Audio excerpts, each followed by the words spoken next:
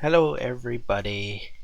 We're back here again with another episode of Mario RPG.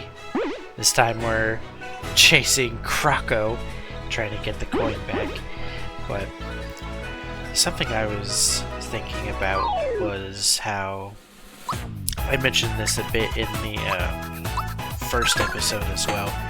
But I just have since going through like this playthrough, I've been thinking a lot of like how you guys would classify like what an RPG technically is, because I feel like the definition is kind of broad, and honestly doesn't really matter all that much, because it's like, you know, if you consider a game to be an RPG because of its elements, like personally, I'm like, I don't see any issues with that. But I was sitting here kind of thinking, it's like, if I were to make a list, what kind of things would I classify as, you know, like pretty common across like the true RPG type of, I guess, architect or just genre. And I'm like, some things that come off the top of my head is stuff like, I feel like in most traditional style of RPGs, you have some sort of like mana or special points, or, you know, like for this game it's like the flower points, same with like Paper Mario, and you got like Mario and Luigi series, it's like bros points, so you know, whatever you want to call it, but I feel like you have like some type of like mana slash, you know, points to use for special moves. I feel like that's a pretty common trope in these RPG games. I think the other big thing is just the ability to level up. You know, the whole gaining experience, leveling up, and like scaling. I think that's like the other probably like biggest point, as well as, you know, like the turn-based combat style. I also feel like is a big kind of thing there. But the reason I bring it up is because it's just like, for me, I'm always like debating on whether or not a game like Pokemon, like kind of like the traditional Pokemons, would count as like an RPG, because it, you know, has that like element of you know, experience and turn-based battle. But I'm like, I guess you could count the PP, or I don't remember what the actual term is. Is it like Poke Points or something, or like Power Points? Something like that. Whatever the P's stand for, and I'm like, you have that, which is kind of similar to mana in a way, like it runs out, but there's no way to do, quote unquote, I feel like a special move, if that makes sense, since those are your basic moves. Although I guess there are kind of some exceptions with the whole like Mega Evolutions, as well as in like Sun and Moon they have what, like all the abilities, like stones or whatever they are, that you can collect and unlock like the super powerful moves, so I guess you could count those as well. But I don't know, it's just weird when I think of RPG. I do tend to like group like Paper Mario and the Mario and Luigi saga in there, but at the same time I'm also like, when I think RPG, I don't necessarily think like Pokemon and that kind of thing right away, although I feel like depending on who you ask, I feel like they could make an argument for if they feel that it is one or isn't one. But it's just kind of like, when I think of RPG, it's like the Paper Mario or like, you know, like Final Fantasy, those type of games I feel like are the first ones that pop into my head. But, you know, that's just me personally. I'd be interested to kind of hear, I guess, your guys' defining terms on it. And, you know, like I said, not that it, like, necessarily is a big deal or anything. It's just one of those things that is just interesting for me to kind of, like, think about and be like, huh, I guess I've never stopped and, like, thought about this. But I'm like, for like these type of like, I really enjoy a lot of like these spin-off like RPG series that they got going on with the Paper Mario and Mario and Luigi games. And I feel like there's always a question of, you know, like, huh, I wonder, you know, will a new one come out? What would kind of be, you know, next in the series? Because it's like I'm really glad we got Brothership, and it was fun, but I feel like it definitely, you know, had its issues, but still I thought it was like a pretty decent game. But I'm also like, with how popular the TTYD remake was, like, you wonder if they'll ever go back to that normal-ish formula, or at least like the formula that, you know, made the series so popular to begin with. I'm always wondering, like, if they'll ever go back to that formula, or if they'll just keep trying some new things, because I think, you know, there's a lot to be said on Sticker Star and how that game was. But I feel like with Color Splash and then like Origami King, I would kind of just put them like, you know, middle of the pack type games, where I definitely enjoyed some things that they had to offer. I thought some of the stuff was really cool. I really enjoyed a lot of like the character lines and stuff that they had in Color Splash, and honestly, it was kind of funny, at least for me, like going and painting the whited out or devoided of color areas was, you know, almost more fun than a lot of like the actual like combat and stuff in the game. I always found that part of the game more fun, as well as like just all the goofy dialogues and the thing items. It was just super fun.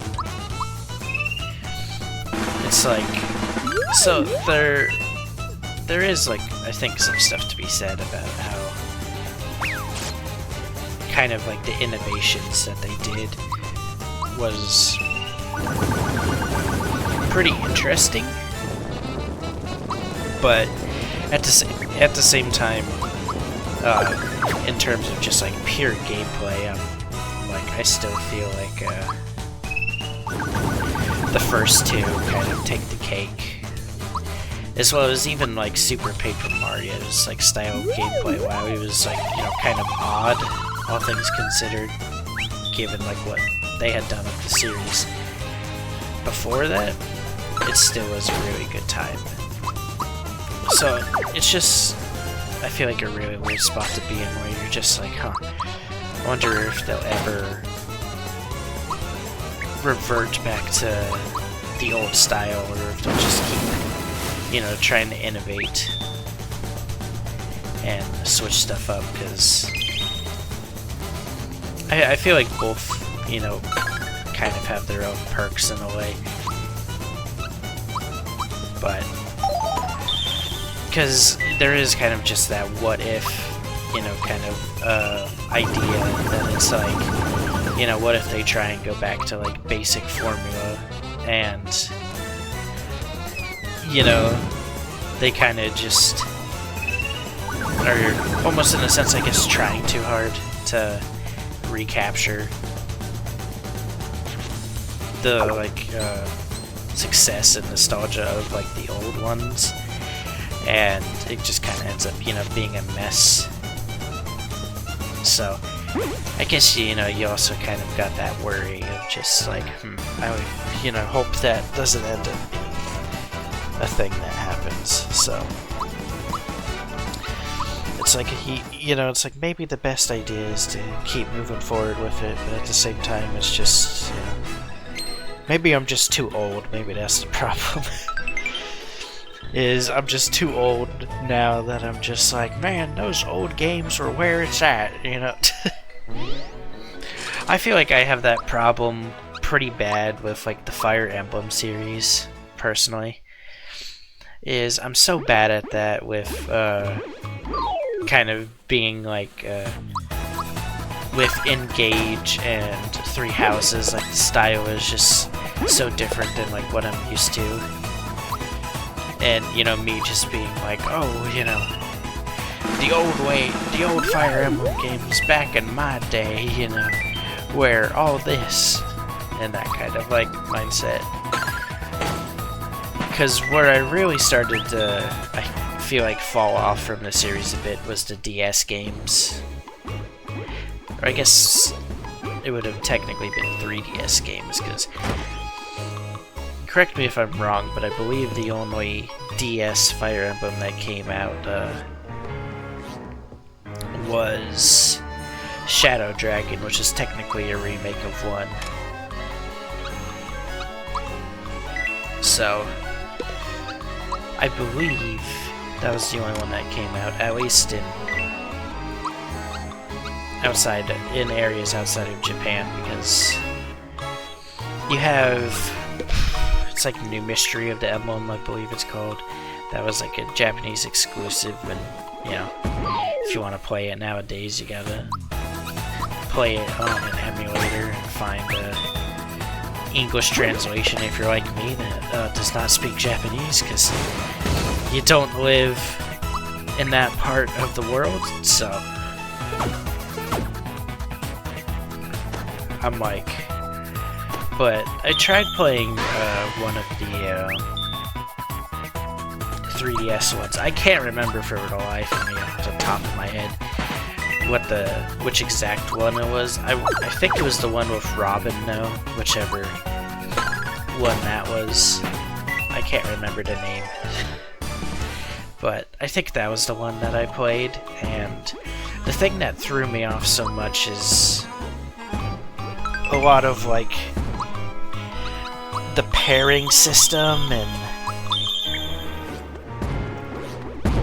because I was like so used to, you know, like supports essentially just being stand next to a unit type deal, but I believe that's the one that introduced like the pairing system where two people like pair up, and that was just like super odd to me, and I can never get the hang of it. But if you try and like play without the pairing system, it just makes it like so much harder. So I feel like the game, you know, is almost kind of pushing you to, you know, take effect of that. But I can't remember how far I got to the game, but I just remember kind of being like a bit frustrated with it and never ending up actually like finishing the full game, because I was just like, you know, I'm just done with it. So I will say, you know, I am one of those people that I do really like the old games. However, it's like, I always have like weirder feelings about the old games, because I'm like, the first system that my family owned was an N64 for me and my brother. So when we were both old enough to, you know, actually play games and know how to play games to at least some extent. So that's the first system I owned, so it's like anything that came before that it's like I've been kind of having to go in reverse order a little bit sometimes, as well as just, I mean, there's still some games that were only released in Japan and weren't released in other parts of the world, which makes it hard to play without, you know, emulating it. And at least for me, you know, it always bugs me when if I were to play a game and it was like, it would be like fully in Japanese, because I'd be like, I have no idea what any of these words mean. So, for me, when I play like those old games, I'm like, I gotta have like an English patch so I can at least read it and know what's going on. So, I'm like, I've kind of gone in reverse order at times, because I think some of the games that I really enjoyed going back to, like sticking with the theme of Fire Emblem for now, because it's just an easy example, is the first time I went and played Fire Emblem 4, Genealogy of the Holy War. I was actually like, wow, I actually really enjoyed this. It was actually a lot of fun. I will say, it's like, the sucky part about like going back and playing some of these old games though is that, you know, now I'm on Team Remake all the time whenever like directs and stuff come out. I'm just being like, man, it'd be so cool to get a remake for this, because as cool as I think some of the older games are, there's just so many things that like newer Fire Emblems have patched up so much better than the old Fire Emblems.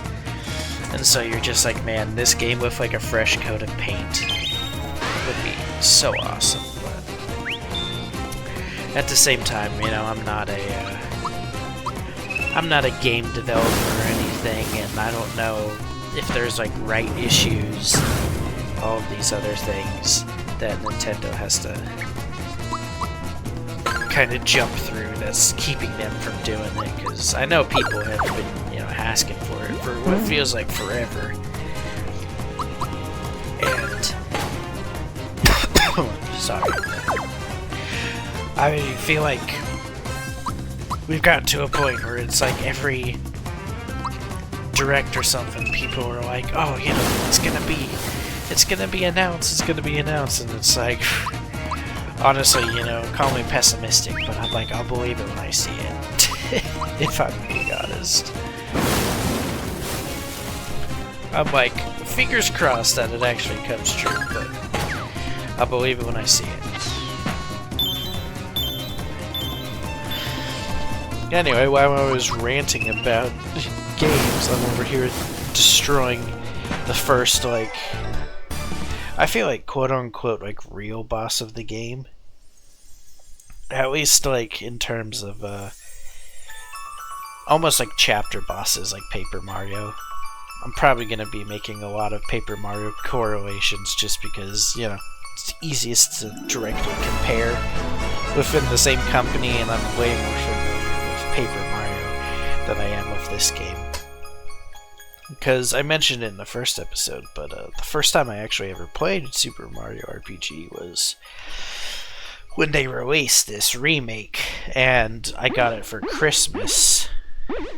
I think the year that it released, so I don't know how off that was from when the game came out, but I got it for Christmas that year. And at this point I've completed, I believe, 3 playthroughs now, and I'm almost done with a 4th one. So I've definitely gone back and played it multiple times. It's a short game, so I feel like it's just easy to replay, and honestly, I've really had fun with this game. So I actually, you know, for someone who's always been meaning to try it, I've always been meaning to buy it off of like the Wii shop, and I just never got around to actually doing it. It was honestly so nice to actually just, you know, get this and be like, oh, perfect excuse to actually do it. And because when I got it for Christmas, I literally finished it within like 2-3 days. because I just like pretty much just non-stop played it in handheld mode on my Switch until my battery died on my Switch, basically, and then I would call it a day, charge it, and then pick it up again the next day. And, you know, it's not a very long game, but that first playthrough I was kind of lost at some point, so I'm like, what am I supposed to do? So... But... I'm like... Yeah, that was like, you know, introduction to Clay Morton and kind of Smithy's crew of, I guess, mechanical-ish bad guys is kind of the whole, you know, deal with them. But I'm like, that was kind of like the first quote-unquote, I feel like, chapter boss, or like almost like checkpoint boss, whatever you want to call it, in the game. So we're making pretty good progress, but I'm gonna call it here for this episode. Thank you guys so much for watching. I'll see you in the next one. Bye bye.